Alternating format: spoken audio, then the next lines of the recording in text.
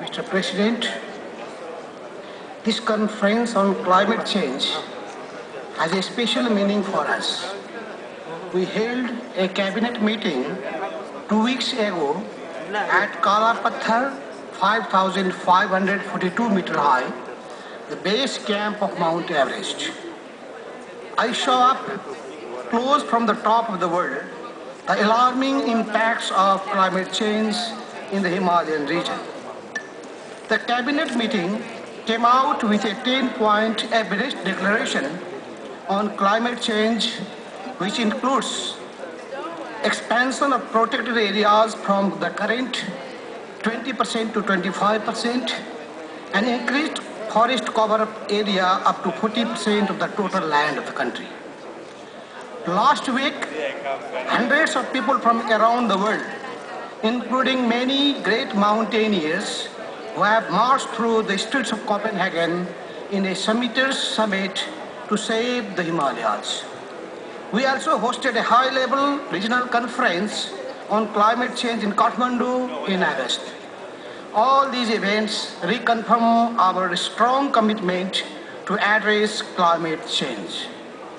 The message from these events and from the people of Nepal I bring to you today is this: let us keep our planet Earth green so that we can keep the majestic Himalayas, the Alps and the Andes eternally white under the snow. If we fail to act now and act decisively, not only will future generations be deprived of experiencing the beauty of the White Mountains, but also the livelihood of over 1.3 billion people residing in the great river basins of the Himalayas will be seriously affected. We all have recognized that the Himalayas is the third pole and the water tower of South Asia. It is an acknowledged fact that Nepal has 8 out of 10 highest peaks of the world. The temperature in Nepal is increasing at a rate much higher than the global average. This, in the long term, would also adversely impact the hydrological system of the entire region. Formation and outburst of glacier lakes are perhaps the most visible impacts of climate change.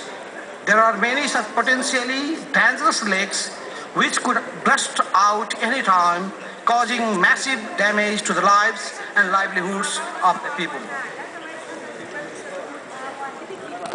We have to acknowledge the fact that the problem of small island states and coastal states are interlinked to the problem of mountainous areas also. Global climate change is thus adversely affecting the fragile mountain ecosystem while endangering its great biodiversity. Therefore, they are among the early and most serious victims of its effect. This is not fair. We like to pursue our common problems together with other mountainous countries. I therefore propose that my government will promote an alliance of the mountainous countries. Let us call it an alliance for mountain adaptation. Let us make sure that mountains will get attention on the agenda of COP meetings. Mr. President, as a landlocked and least developed countries with subsistence agriculture, Nepal faces many serious challenges in its fight against poverty and underdevelopment. Adaptation to the changing life support system and protecting our environment and natural resources from the negative impact of climate change are our new and additional challenge. Developed countries should commit for long-term and substantially scale up financial resources with a special focus on the least developed countries in addition to the regular official development assistance. They should also support for development and transfer of technology and capacity building for the vulnerable countries on a priority basis. Mr. President, we consider the UN Framework Convention on Climate Change and the Kyoto Protocol the fundamental instruments to deal effectively with this global challenge.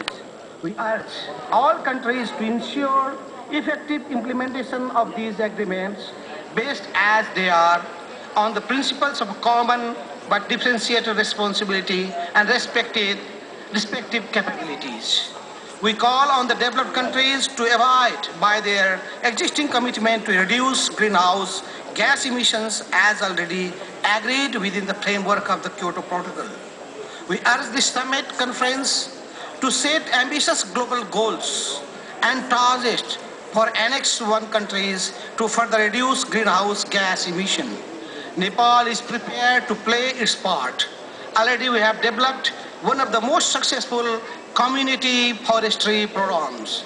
Given our huge potential of hydropower, solar and wind energy, we can keep our country as a low carbon nation, having the aspiration to become a carbon neutral country in the long run. We can even contribute to lessen carbon emission in the region through the development of clean energy in Nepal. For that, we need substantial commitment in terms of resources and technology transfer. Mr. President, I want to associate myself with the statements made by Sudan on behalf of G77 and China, and by Lesotho on behalf of LDCs on this issue. As they have emphasized, our development objectives should not be undermined. The aspirations of the people of the least developed countries to uplift themselves from the indignity of poverty, illiteracy, and illnesses deserve extra global solidarity, and we need to redouble our efforts to achieve the Millennium Development Goals. Let's make this conference a milestone of hope and success for our present and future generations to harness the bounty and beauty of our green planet with white snowy mountains and pristine blue seas and skies. I propose the following to make it a success. 1. Sustainable development and poverty alleviation with gender sensitivity should be our foremost priority in dealing with climate change issues. 2. We must have an ambitious and legally binding deal in Copenhagen following the convention and Kyoto tracks. Developed countries should have ambitious goals of reducing greenhouse gas emissions. Atmospheric temperature should be kept below 1.5 degrees. 3. We must look to the future of our planet, but be conscious of our common but differentiated responsibilities. 4. LDCs and most vulnerable countries must be uppermost in our mind, as they are least able to withstand the adverse impact of climate change. 5. We need predictable, substantially enhanced and long-term finance with direct and easy access to resources and technology with an institutional framework and governance that caters to the interest and concerns of LDCs. Thank you very much.